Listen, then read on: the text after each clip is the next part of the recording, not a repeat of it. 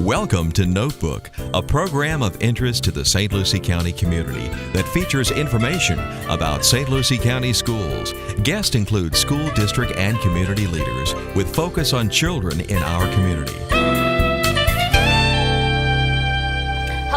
Welcome to another edition of Notebook. This is a show where we connect you with school district personnel, community officials, and other organizations from around the Treasure Coast. And today we have some very special guests with us who are going to be sharing some amazing things that are coming around the corner and new initiatives for St. Lucie County that we are partnering along with. And I just want to introduce Mr. Sean Boyle, who is the Executive Director of the Children's Services Council, and next to him is Ashley Mock, who is the Communications Officer and oversees all of the media and all those little extras pieces that go along with getting it out to the public. And we are thrilled to have you guys here because there's so many things that we want to share. And I know you guys have your own show that you share with monthly as well, but sometimes it's nice to be on the other side of the table and be able to share some of the things that, you know, maybe you aren't able to cover as in depth as we would like sometimes, you know, being on your own show. So we're also going to talk about that new initiative coming down the pike here very shortly that we're very excited about with St. Lucie Soars. And I know wherever I go here the last couple weeks, it's been tell me what St. Lucie Soars is. I'm hearing about this. What is it? And then St. Lucie Reads and kind of connecting those together. So, but before we start, the one thing I love to do is always give the viewers a chance to find out a little bit about you. And we were kind of joking a little bit about where do I start with how far back do I go in my professional journey. But Sean, let's start with you. I know you've been with the Children's Services Council for a while, 1997, I think you said. Yep. So tell us just a little bit about your professional journey. You know, even go as far back as, you know, your college years. If you want to go back, that's long time. Yeah, everybody get comfortable. You know, I know it's a half-hour show. It may go long. Yeah, there you go. But actually share with us, you know, just a little bit of your journey and how you came to the position that you're in right now. Sure, and I will start college briefly. I'll start in college because we want Ashley to share her story. Yeah, there you go. I went to college at Indiana University for undergraduate, and I actually started off as a business major because that's, you know, when you're young, you want to make money. Sure. That's what you do. Yes, absolutely. And really, Indiana University is a large university. I believe there was 32,000 students when I went there, and I think they're even bigger now. But the one thing I noticed was I was just a number. Yeah. I mean, you know, nobody knew my name. They knew my social security number. And as I went through classes, I kept thinking, well, business is just numbers. And I like numbers, and Ashley knows this. I'm a numbers person, but I quickly realized, like, I don't want to deal with numbers my whole life. I want to make a difference. Right. You know, to me, behind the numbers are people and stories. So I quickly switched to psychology, which was probably a mistake. You really can't do anything with a psychology degree at the bachelor's level with a minor in sociology. And so I ended up working for the Department of Children and Families doing investigations for child abuse and neglect, which is a very sobering time and experience, and it really opened my eyes to some of the horrors that are out in the community, but conversely, also a lot of the good things that are happening as far as families making it through. So I did that for 2 years, which was about the average lifespan of an investigator. I jumped to a university where I was counseling college students, and what was interesting was I went to go work with undergraduates. And even though at that point I was young, if you can believe that, the way I conversed, they moved me quickly to work with the adults who were doing life changes. They had done insurance or business their whole life, and they decided when they grew up at 30, 40, 50 years old, they now wanted to work with people. So I was counseling them on how to make that transition and go into the university. And that was in the Chicagoland area. And while the pay was not very good, I was able to get a master's degree for free. Wow. And then fast forwarding, I worked at a consulting firm in Chicago that did the quality insurance for therapeutic foster homes and group homes for the whole state of Illinois. And then my family, my wife and I, we had a newborn. She was not quite 1 year old. We decided that it was too expensive to live in the Chicago area. My in-laws had moved to Stewart, Martin County, so we saved up for a year and moved with no jobs. Wow. And I answered an ad when I was in Chicago, but gave my in-laws' address for the Children's Services Council as a grants and training specialist, and the rest, as they say, is history. Huh. What? Wow. That's quite a path. Yeah. I'm sorry, there's no more time left in the show. There's so much more to tell. Yeah, there is. Oh my gosh, that's awesome. And what a gamut, I mean, of different things that you've done that's brought you here, and wow. And I will say, again, going back to when I was in college, and I promise I'll stop talking, but, I always wanted, at the end of the day, I wanted to know that I made a difference. Right. Because, we're all connected. We're not on this, there's nothing guaranteed in this life. So I wanted to make sure that what I spent my time on, my working time, impacting my community or helping somebody. And I'm proud to say that since I've been at the Children's Services Council, I'm meeting that goal for myself. Right. That's awesome. Well, Ashley, share with us a little bit about yourself. I actually knew you back in high school, so this is... Oh, do tell. I did. Stories. No. She actually went to high school with our oldest son, Okay. so I knew Ashley way back So then. stay tuned for the podcast. Right. Well, Yes. So there's a very different story when you grow up in the same town that you now work in, because I get a lot of that. Being born and raised in this town, I think I get a very different perspective than a lot of people, and I feel like I'm really lucky that I now get to work here as well. I went away to college. I actually was lucky enough to stay here for a year after graduating from high school. I swam at Indian River State College on an athletic scholarship, which was fantastic. But after a year, I had earned my AA and couldn't stay any longer. I got kicked out. So I ended up transferring to the University of South Florida and went over there to major actually in communicative disorders. I wanted to be a speech pathologist. So I went over there with the intent to do that, and then didn't have a real great time with anatomy, and just been there, done that. Wasn't doing real well, and thought, if me not doing well in these classes is any indication that this is not going to be a great career path for me, then maybe I need to reevaluate. And when I went in and had the great opportunity to have a really fantastic counselor at the college there, and I sat down with her, and she said, well, what classes have you enjoyed? And I said, I really loved the classes where we learned about language, and the classes where we learned about communicating, and the classes where we learned about that, which a lot of my classes had been. And she said, well, let's look at communication as, a career choice. And I said, okay, we can do that. And it turned out that was the career that also afforded me the earliest graduation date. So I said, That's very important. okay, let's take that. So I graduated and decided shortly after graduation that I was going to move back home. And my mom contacted Kathy Basile, who was at the time the executive director, and said, listen, Ashley's coming home. She needs a job. Do you know of anything? Kathy said, no, I don't. But we work with all these nonprofits. I'm sure I can find something for her relatively quickly. I'll keep my ears open. And about 2 weeks later, if not that same week, I think, Kathy's assistant was put on bed rest through her pregnancy. So Kathy called and said, listen, it's not glamorous, but if you're interested, I can bring you on for this, and then we can try to work something out. And I said, okay.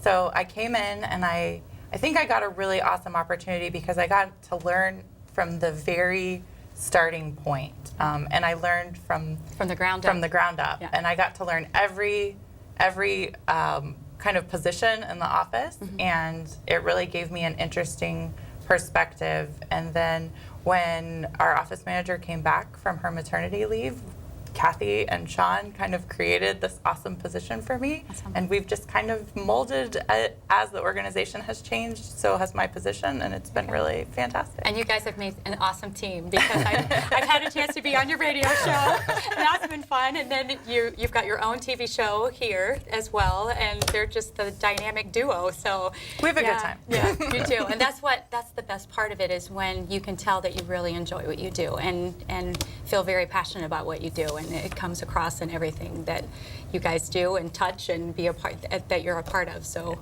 yeah, that's awesome. So since '97, and you started. I've been here 10 years. Okay. January this year was 10 years. So long time. Yeah. Time goes by really fast. Yeah. Well, I know every chance I get a chance, when I have the opportunity to just be in different meetings with the two of you, I know you speak very clearly about what the message is for the Children's Services Council. And a lot of times people in the community know you're there or have heard about it, but to really understand the depth of the programs that you guys have. And even though I've been in multiple meetings with you, I went on the website and I started going through all the things, and I'm going, oh my gosh, there are 49 programs that you oversee, and there, you've got priorities that are focused on. So I did really research. Yeah. I was just thinking, is it 49? Is it 49? Well, it was 49 when I checked. But all the different programs, there were a few that I was familiar with, but I was like, oh my goodness, you guys are nonstop with all of the things that you offer and provide, and make sure that families are supported in every aspect. So talk to us a little bit. I know you make the mission very, very simple when you guys talk about it. Sean, share that mission. You talk about, trying to think how you say that. You always do. The 5 things, the 5 priorities. There we go. There we go. Share that with us. At the Children's Services Council, we have 5 things that we do well in the community, and we do that by providing programs and resources to families. And those 5 things are, and Ashley's heard me say this at least 100 times, probably today. First priority, or one priority, is making sure every baby's a healthy baby. So, for example, programs such as the Nurse Home Visitation Program, that when a mother gives birth in St. Lucie County, a registered nurse will come within 1 week to their home to check on the health of the mother, the health of the baby, stress level of the father. That's always important. That's a sample program in that category. Our second priority is stopping child abuse before it happens, and that's done through a variety of programs, including the Castles parenting programs and Hibiscus Children's Center. Third priority is keeping kids off the streets, and that major focus is after-school programs and summer programs. Fourth priority is keeping kids in school, something very relevant to today's show. Yes, very much. That's through reading mentors, truancy prevention programs, and programs for kids that are suspended from school. And our fifth priority, but not our last, but the fifth priority is, just for all those programs in that category, our fifth priority is keeping kids off drugs, alcohol, and other risky behaviors. Okay. And let's say that we had a family that was new to this area, and what would be the best way for them to make that connection with Children's Services Council? Is it through calling? Is it through the website? How would they go about making that first contact if it was something that they were in dire need of? Really, any of those ways. All of the program information is listed on our website, and it's broken down into those 5 areas that Sean talked about. So if you know you're looking for an after-school program, you can go onto the website, look under that Keeping Kids Off the Streets category. It identifies all of our after-school programs and where they're located. So you can find the address and identify whether it's close to home, close to work, close to school, and kind of map out what's going to be the best choice for your family. We have an app that you can connect to and kind of do the same thing. The app is free on both the Apple and the Android platform. So it does the same thing, and it kind of geolocates you. So again, you can figure out where exactly the best location is. You can connect to us through Facebook. We get a lot of messages now through Facebook where people are, like in the middle of the night, probably looking through something, shoot us a message and say, hey, I really need this for my family. What's the best place to go? And we typically respond right away. We're up late usually, so one of us responds to the Facebook message. But, calling too, I get phone calls all the time. I was on the phone this morning with a parent whose daughter is changing schools and is looking for an after-school program. So, any way that people can reach out to us, we'll answer any questions we can. We really try to make all communication lines available, simply because we know one of the biggest obstacles for receiving or getting services is not knowing what's out there. Right. So, I even give out my cell phone for people to text 772-237-1130, because it's so important that people know, usually you don't care about what resources are out there until you need it. Right. And when you need it, sometimes you're not always in the right frame of mind to focus. So we're here to help through the various ways. Yeah. And speaking of, when you were talking about the truancy piece, just dealing with, the school district, talk a little bit about that and how that works between the Children's Services Council and the school district. What does that look like? Sure. We contract with, it's 2 programs. One's operated by the Boys and Girls Club, and I believe they have, and don't get me, I think it's 7. Might be 7 elementary schools, and Children's Home Society has I think 7. 7. And what they do is they work closely with those 7 schools so that when a child has 3 or more unexcused absences, they are notified. And the importance of school absence, obviously, it's pretty obvious, but if you're not in school, you're not going to succeed in school. Sure. So for those children that have 3 or more unexcused absences, they are notified, and they first start off with just a simple letter. Because a lot of times parents, their child might be sick, they might not have submitted a doctor's note. But if that absence continues, then they go and knock on the door to find out what's going on, and help work that family through the different barriers they may have to getting their child to school. Because in the elementary through 8th grade, it's the parent's responsibility. Right. And so in worst case scenarios, which doesn't happen a lot, but does happen, that if the parent still refuses, those parents can be taken to court and mandated, court ordered through the court system to take their kid to school. So, and really what it is, it's all about working with the family, finding out what the barriers are and trying to break through them. Right. I mean, we've heard reports that some children are being bullied, or they have some personal issues that they're not going to school because of that, and they just help them work through it, connect them with existing resources to enable their child. It could be as simple as buying alarm clocks. Right. A lot of times it's transportation. Maybe mom's schedule at work has changed, and she was the one who was responsible for taking them to school, and now she doesn't have transportation arranged for the kids. Transportation that she had arranged is falling through. So it's really, sometimes it's just a matter of somebody stepping up for that family and working through some of those barriers. Making those connections for them. And not necessarily doing it for them, but showing them how to do it so that they can do it moving forward. Right, right, and working through that whole process and really giving them the tools. Exactly. Yeah, which is awesome. I know throughout the last month or so with our experiences together, you have really built up some amazing partnerships through the community, and just kudos to both of you, because you've done such a phenomenal job of really pulling different organizations together, and we had the opportunity to do that a few weeks ago, just talking about the St. Lucie Reads that we're going to get into here in a second. But share with us and talk a little bit about those different community partnerships that you've been able to build, and then we'll kind of lead into St. Lucie Reads a little bit, the different organizations.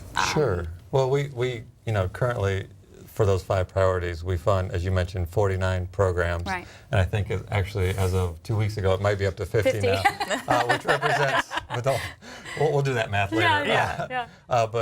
So we have a collaborative relationship with obviously 35 agencies that provide those programs. Right. But outside of that, what we look to do is we try to bring in what I would consider non-traditional partners. So we do a lot of work in the faith community. So, for example, and we're leading towards this, it's so important that children learn how to or know how to read by 3rd grade. I mean, that's like the benchmark, right? No question, yeah. But we just need to emphasize reading across all of our communities. So recently, and this was actually Ashley's idea, we established something called Little Libraries. So we are partnering with how many faith institutions? 15 right now. 15 that have agreed to make reading a priority in the congregation.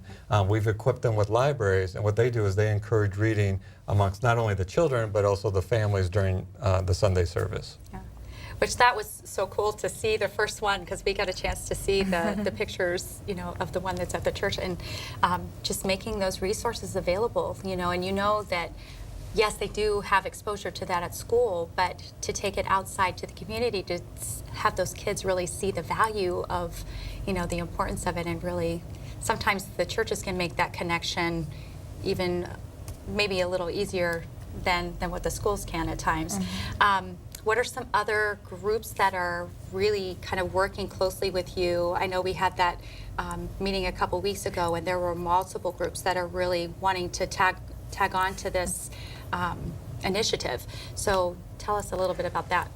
Well, another one, for example, another partnership that's kind of unique that you might not necessarily correlate with reading, we're partnering with Florida Community Health Centers. They obviously provide medical services all throughout the county, but we're partnering with the Delaware Avenue and the Delaware Avenue in Fort Pierce and Darwin Square in Port St. Lucie, so that when a parent or family brings their child for a well visit, ages 3 to 5, the doctor is writing a prescription to include reading to their child, and they're providing them a book. So what we're trying to do is we're trying to make sure that the idea of reading is kind of reiterated, if you will, throughout all aspects of family life in St. Lucie County. And I have to ask, who came up with that brilliant idea? Because that's like Wasn't us. thinking out, totally thinking outside the box. I don't know that we can. Well, there is actually a national group, and I can't remember the name of it. But we were exploring it because we're like, how great is that? You know, who has access to all children besides the school system? It's the pediatricians. Sure. And so we went on there, and there's a whole training, that online training that doctors' offices can do. Well, I punched in the zip code just to see if there were any in our area, and I found out Florida Community Health Center is trained on this. So when I talked with them, they're like, yeah, we're ready to go, but we don't have books. And I'm like, well, we have books. So let's make this happen. That's and that's awesome. what we did. Wow. That's so like thinking outside the box, you know, not something that you would just naturally think of in connecting with the kids. Well, That's brilliant. Barbershops? Well, and I was going to say, I think that's the great thing about our community. And one of the things that really makes us very special is that we have the capacity to really pull those groups together. And it's not just us, and it's not this agency or this agency. You know, we really have wonderful people here that have worked really well together. We have had conversation, and several years ago, I think when Kathy was alive, it was one of the things that she really pushed, was getting something similar started in barbershops. And it's something that we've kind of revisited with this new push with St. Lucie Reads, is having something like these little libraries established in barbershops and beauty shops. So that, you know, kids are sitting there for a long time while they're getting their hair done. So what better thing for them to do while they're sitting there than read a book and have a conversation with their barber or their hairdresser about what they're reading. Do they understand it? You know, what are the characters doing? What can you tell me about what's happening in the story? Really engaging them in the conversation so that not only are they just reading, but really emphasizing their literacy skills at the same time. And building that comprehension, you know, all those strategies that come along with it. So let's kind of segue right into St. Lucie Reads, because this is a new initiative coming down the pike in partnership with Multiple everybody. Yeah, Anybody. multiple groups. Come join us. Yes, absolutely. And in connection with our St. Lucie source, so there are, through the school district, but they've kind of meshed and become one, which is really exciting. So Ashley, you're going to walk us through a little bit of the website and just kind of tell us what this looks like, what it's about, and just kind of give us some details. So this is like a very sneak peek, we'll say, to your viewers. So this is very exclusive. St. Lucie Reads is the website that we've kind of designed to be the one-stop place for everything that we're really pushing about this reading initiative. And there's really 3 tenets behind what we want people to do. Engage, talk about literacy, keep literacy top of mind, read with your kids, mentor if you have the capacity to. You know, St. Lucie Source obviously is really encouraging people to sign up to be mentors in the schools, and then donate. Either donate books, donate funds for us to purchase books. Whatever you have the capacity to do. Those are kind of our 3 big tenets. So engage, mentor, donate. Those are our 3 big guys. So here on our website, you can kind of see the different ways to get involved. And again, those are like the 3 big ones. Become a mentor, donate books. We've got options too. I'll show you. So here, we'll go to our Become a Mentor page. And our Become a Mentor page actually links, if we can get there. Yeah, you might have to use the mouse maybe on it. Oh, see, I'm not skilled in this, Jean. Oh, there's a mouse. See, you should have cited Mine's not Sean. one of those touch screens. There we go. Oh, thanks, Sean. Thank you, Sean. I know I was here for a reason. That's right. So we've got some information here about the importance of becoming a mentor, but the page actually links directly to the St. Lucie Source page. So it's been a really fantastic partnership between us and Big Brothers Big Sisters and the school system for, you know, everything that you guys have already been doing, that we've been able to kind of just talk about what you've been doing and what Big Brothers Big Sisters has been doing for a long time in our community. And then we talked about, you can't, what? You can't? I'm at an angle, I can't. Oh, okay. So we talked about the little libraries, and we have a great picture here with Pastor Ned Childress, who's got a little library in his church. And he was one of the first little libraries that we delivered. And I got to give a shout out to Sandy Mack in our office, who we call our little library man, because he delivers our little libraries.